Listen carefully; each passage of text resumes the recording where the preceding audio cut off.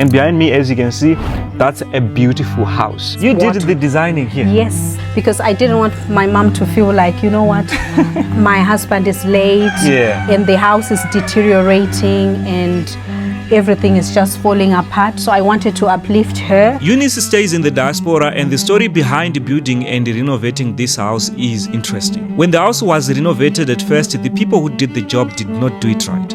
We were not getting the quality that I really wanted.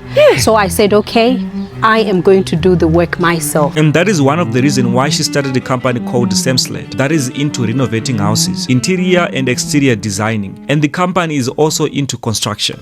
You know, when you are working with some of the contractors, they start adding money on top, and sometimes you start chasing them up and everything. Exactly. And that is why we established a really legal structure in Zimbabwe, a legal business, a company that actually when we take your money, you know you are going to get the design that you want. I'm really passionate about designing homes. Then when it comes to working with locals, you have to get really good recommendations, because this person is trying to do this deal, this person is trying to benefit, so you end up having a chain of 10 people when whatever you want. So once you know the source of where you are getting your resources or your products, then everything becomes very, very simplified. But I have known a team that I've worked with 10, 15 years. If you're watching my videos for the first time and haven't subscribed yet, please, I'm kindly asking if you can subscribe. It really helps this channel as we are trying to reach 200,000 subscribers. And don't forget to like the video,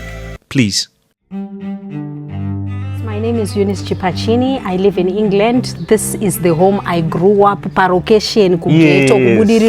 So one day, you know, I thought, you know what, I would like to start a renovation project for my parents' home and see how things go. I did try about 2 projects. We did a first renovation phase. It was a disaster.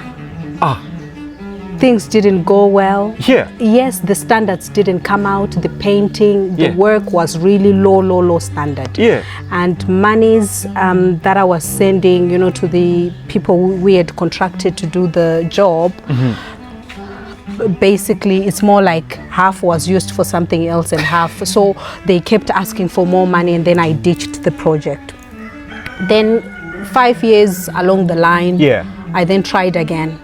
And the same thing happened. We were not getting the quality that I really wanted. So I said, okay, I am going to do the work myself. I'm going to design, do the painting, the colors, everything. I'm not going to give someone to do the renovation project for me.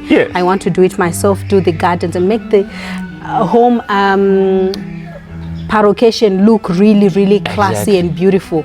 That you can almost pick this house and take it to Borodale or wherever, where it's posher. And this is what you see. This is the work that I personally designed. I worked with different workmen to complete this, but I had to coordinate myself. And then during that process, I thought, you know what, let's start a company.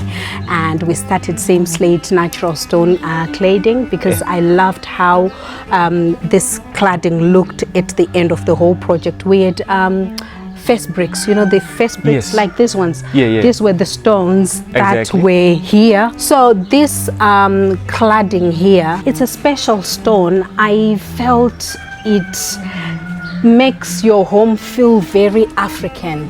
Obviously, I love flowers, and I thought any home that has got beautiful flowers, we need that. So when I was looking on Facebook, YouTube, Instagram, I saw ideas. But when I tried to find someone who's really good at what they do, I couldn't see something to copy. So then I said, you know what, we are going to do it ourselves again. I'll get workmen, I'll provide the materials, and I'll do the designing. So this is You did the designing here? Yes, the designing. These stones were made with concrete, made into balls right on this land here. So now, here, and it was painted as well. So this is my favorite part. We did the same thing. So this was picked in the bushes somewhere, Masangwe Momo, and then searched on the internet different plants that grow like, so it's just designing from what you see either on Pinterest. You come up with an idea and then do it this way. And then the stones, we did the same thing. Same with this. I saw this on Pinterest. What do you call this? I want people to see. Come. You know what? Me, I'm loving this passage. Yes, the it's way beautiful. It was designed. Yeah, it's amazing. Because I was thinking, my mom loves to sit here, just on the veranda there, just looking outside, watching her dogs. And I thought we needed something as beautiful as this on this path. It just uplifts the whole space as well. So how is doing business in Zimbabwe? Doing business in Zimbabwe is interesting. You just require a very good team. Because I don't know if I should consider myself lucky. Sometimes you try something and then people start stealing, they become dishonest. But now we've put really strong systems. The system is now allowing, investors coming from abroad, they actually protect your funds. I remember when we had a situation whereby we realized one of the directors was just withdrawing funds, withdrawals from the bank account. We just contacted the bank. 10 minutes, they had frozen the accounts, and I just sent my brother to say, you know what, just help expedite everything, and the account was blocked, and then I had to come over. We did all the paperwork and we got the accounts back. So doing business in Zimbabwe is a bit challenging because you have to understand sometimes the money, but at the same time you have to do things that are, you know what your product is, because we import sometimes our stones. They are mined in South Africa, Zambia and Botswana. So when our stones come in, sometimes you have to pay the duty, the taxes. But if you have a very good legal system that you are a registered business, you pay your ZIMRA taxes, you've got your lawyers and you've got your accountants, your auditors, everything becomes simplified. But the challenge is that many people just want to start a business and it's not properly registered. You have to pay your staff properly as well, get their funds, go into the accounts. As long as you are doing everything legit, you are fine, because we do use a system called by Reserve Bank, willing buyer, willing seller. So they actually help you to purchase your stock from abroad, do all the exchange, currency exchange rates, and then you get your products here, and then they pay. It just works well, but it's a conversation for another day. What is your advice to people who are in the diaspora who have business here in Zimbabwe? I think it's important that recruit professionally. Find people who are skilled, or whether you want to train them, have proper contracts, have them signed, and pay them, have records of everything that you are doing with them. And that's very important. And pay your staff timely as well, and make sure your staff understand what your goals are. Just know those normal things. It's not like you are just spinning your staff at Mbare Musika. You just have to put your systems properly, just like we do abroad. Just follow the same sort of structures, because our laws here in Zimbabwe do support legal businesses, and they do support diasporans who are coming back, who want to set up, and who want to succeed, who want to contribute to the economy. Diasporans who would like to obviously employ other fellow Zimbabweans, create employment. How long have you been in the diaspora? Well, I mean, from the ghetto to the UK. Well, it's been 22 years. 22 years. Left this home. This is where I grew up. Wow. Basically, when my dad found a stand, they called it. It was in 1989, and I was born in 1984. So I came to this home, and I was just 5 years old. I want to take you to the back so you see where we first stayed before this house. So before my dad actually built this house. Now it's renovated, so you've not seen the before pictures. So this is where we used to play Okay. Just right by here. But all of this was not here. So we have revamped everything, and we did these gardens as well. Amazing. Obviously, my mom had her maize there. Yes. You know, I had nice mealies there. And then my mom sometimes cooks here. So this structure here, yes, before it became a chicken coop, this is where our home was. And they were building whilst we lived in the wooden house. Those wooden houses. Yes, that's where we lived. So it was 2 rooms. The kitchen was here, and this was the bedroom. So it was me and my late brother. We were sleeping on the floor in there, and then the kitchen was just there, and it was not much. Cook. It wasn't much, and they had a bigger garden, lots of vegetables and onions.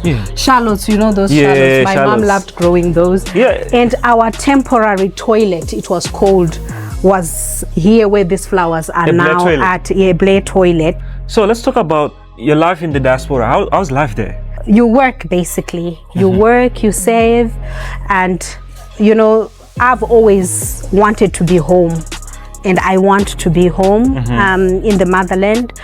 I enjoy many things that we do abroad, but the only problem is the weather. The weather is just too cold for me. And looking at myself getting there at a very young age, and now at 40, 18 thereabout, and then now I am 40. Okay. So it's been a very long time, and now I've come to my local area. Many people have passed away, so it's also emotional. Some of my friends that I grew up have passed on. Some have left the area. It's different because most houses have got children left, or maybe they've sold, they've moved on. But it's interesting how different it, you know, obviously this house is now, because it's in the ghetto. But I can see that some of our neighbors are actually proud that they've got a home like this. People come when we are watching the CCTV. People come and they take pictures. Also, you have security? Yes, we do have a security system. So, for me, when I'm looking at this house, when I'm inside like this, you barely put it into your mind that you're in the ghetto. No. Once we are inside this gate, it doesn't feel like I live in Budiriro at all, or I've lived in Budiriro. It's more like, because I've visited some places that are in, you know, those high-end areas. And I feel like, oh, my mom's house should move there. And actually, we do have people who are coming to actually see. We refer people to say, okay, go to this house, and see how we do our renovations. And they do actually come and say, okay, I do this. For example, this barbecue area. It's actually one of our best seller as well, because people love, and this garden as well. We've had a couple of houses that they've copied exactly what it is in those pots there. Amazing. So is UK still the land of opportunities? Well, from your own perspective, I think I would say yes. I would also say no. So when I say yes, if you want to go there and study, gain your skills, have the exposure of being in a foreign land, that's fantastic, and you want to build your life, but also going there at a very young age. But looking at myself and reflecting at 40, wanting to go there and then studying and then working and then setting up businesses, I think that's a lot, because when I went, I was young, I had children, you are struggling with childcare, and you are working 2-3 jobs. You know, it's a lot, and you are helping your family.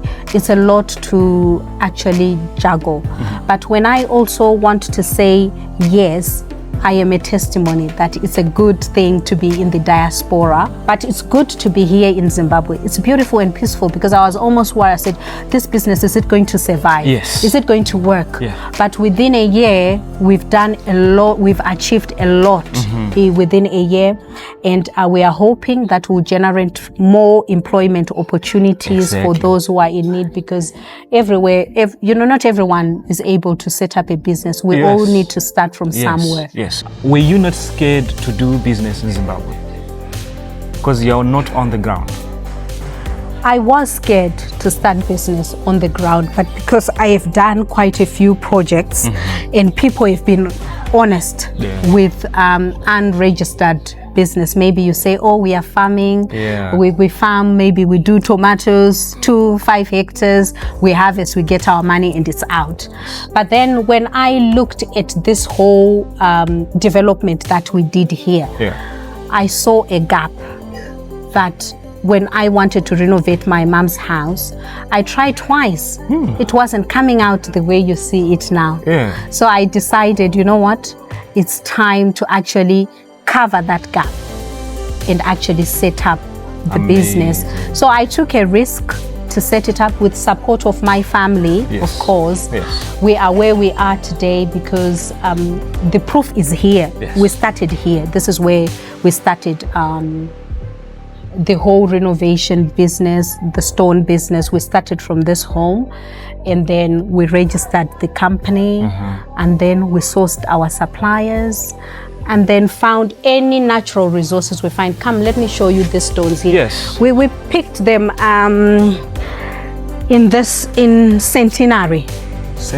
Yeah, this is where we picked this stones. This design for free. Nice. We just stopped our lorry and picked for free. These stones. We picked them for free. It's nice. But however, now they are under same slate. They are not going to be for free. But we went to Centenary and picked this. And you see this cactus? We did the same thing. So most of the resources you see here, I didn't spend money on some of the plants. It was those tiny little things, because this garden is now going back 4 years now. 4 years? Yeah. It's still looking fresh. Yeah, 4 years now going. So these we picked them from the bushes. We just dug. These cactus? Yes. No, you're lying. Honestly. And these too. From the bushes? Yes. These? And this one, Zeve, is my mom is the one who picked this. Wow. These ones are cost effective. We just bought the tiny little ones. You know, with gardens, you have to be patient. Allow them to grow. Since Eunice is into construction, designing homes and renovations, if you want her services, please do get in touch with her and tell her you're coming from me to get a discount. And you can see, when I grew up here, was there a tarred road? Yeah, there was a tarred road all the way from down there. It all looked big, huge, and beautiful. It still is beautiful for me now. But if I look at these potholes, especially when it rains, the roads are really, really bad. They're really bad. And I would like to show you the little thing that we have managed to do today, because someone tipped huge stones in one of the potholes and it damaged my brother's car. So now today I decided, you know what, a little donation will not harm us. So I spent $250 to get a big tipper truck for us to be able to fill the stones, and just a little contribution for the youngsters who are not working.